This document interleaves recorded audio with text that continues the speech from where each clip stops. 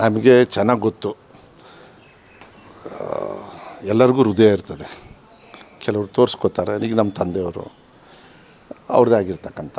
But ನನಗನ್ಸುತ್ತೆ ಅವರಿಗೆ ಮನಸ್ಸಿಗೆ yes he has taken it very personally. ಮನಸ್ಸಿಗೆ ನೋವಾಗಿದೆ, ದುಃಖ ತಡೆಯೋಕ್ಕಾಗ್ತಾಯಿಲ್ಲ ಅವರಿಗೆ. ಆದರೂ ಕೂಡ ಈ ರಾಜ್ಯದ ಮುಖ್ಯಮಂತ್ರಿಗಳಿರೋದ್ರಿಂದ ಅವ್ರ ಕೆಲಸ ಕಾರ್ಯಗಳಿರ್ತವೆ, ಅದನ್ನು ಅವ್ರು ಮಾಡಬೇಕು.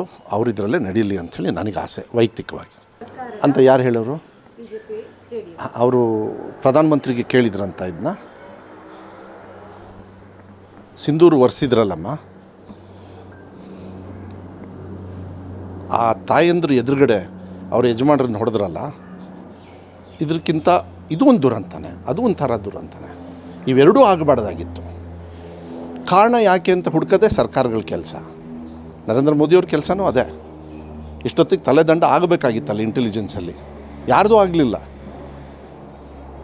ಆಗಲಿಲ್ಲ. ಕೊನೆಗೆ ಒಂದು ರಾಕೆಟ್ ಹತ್ಲಕ್ಕೆ ತೋರಿಸಿದ್ದು. ನಾನು ಹೇಳಿದೆ, ಈ ಥರ ಮಾತಾಡಿದಾಗ ಏನಾಗುತ್ತೆ, ಹಾಸ್ಯಪದ ಆಗ್ತದೆ. ನಾಳೆ ಯಾರು ಟ್ರೋಲ್ ಮಾಡ್ಬೋದು, ಮಾಡ್ಕೊಳ್ಳಿ, ಏನು ತೊಂದರೆ ಏನಿಲ್ಲ.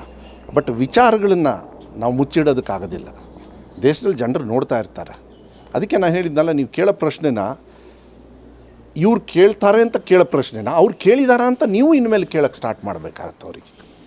ಅದು ನಿಮ್ಮ ಜವಾಬ್ದಾರಿನೇ ಇರ್ತದೆ. ನನಗೆ ಹೆಂಗೆ ಜವಾಬ್ದಾರಿ, ಈಗ ನಾನು ಕೇಳ್ತಾ ಇದ್ದೀನಿ, ಅದು ನನಗಿಂತ ಮುಂಚೆ ನೀವು ಮಾಡಿದರೆ ನನಗೆ ಇನ್ನೂ ಖುಷಿ ಆಗೋದು. ನೀವು ತಲೆದಂಡ ಮಾಡಬೇಕಾಗಿತ್ತಲ್ಲ ಅಂಥೇಳಿ ಯಾರಿಗಾರು ಕೇಳಬೇಕಾಗಿತ್ತು. ಕುಮಾರಸ್ವಾಮಿಯವರು ವಿಜೇಂದ್ರವರು ಪಕ್ಕ ಕೂತಾಗ, ವಿಜೇಂದ್ರ ಅವರೇ ಗವರ್ನರು ಅಲ್ಲಿದ್ದರು, ನೀವು ಒಪ್ತೀರಾ ಇದಕ್ಕೆ ಅಂತ ಕೇಳಬೇಕಾಯಿತು. ಅವ್ರು ಏನು ಉತ್ತರ ಕೊಟ್ಟರು ನೀವು ಕೇಳಿದ್ರು ಗೊತ್ತಿಲ್ಲ, ನಾನು ನೋಡಲಿಲ್ಲ ನಾನು. ಬಟ್ ಇವತ್ತು ಕೂಡ ಮನಸ್ಸಿಗೆ ಹರ್ಟ್ ಆಗಿದೆ. ನಮ್ಮನೆ ಮಕ್ಕಳು, ನಮ್ಮನೆ ಫ್ಯಾಮಿಲಿ, ಅದು ಕರ್ನಾಟಕ ಅಂತ ಹೇಳಿದಾಗ ನಾವೆಲ್ಲರೂ ಒಂದು ತಾಯಿ ಮಕ್ಕಳಿದ್ದಂಗೆ ಆಗಬಾರ್ದಾಗಿತ್ತು. ಇದ್ರ ಮೇಲೆ ನಾನು ಇನ್ನೇನು ಹೇಳೋಕ್ಕಾಗತ್ತೆ.